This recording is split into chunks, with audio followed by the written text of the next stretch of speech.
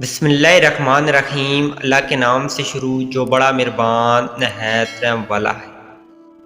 हजार नेकियां हजार गुनाह। आप सल्लल्लाहु अलैहि वसल्लम ने फरमाया, क्या तुम में से कोई शख्स इस बात से आजिज है कि हर रोज 1000 नेकियां कमाए।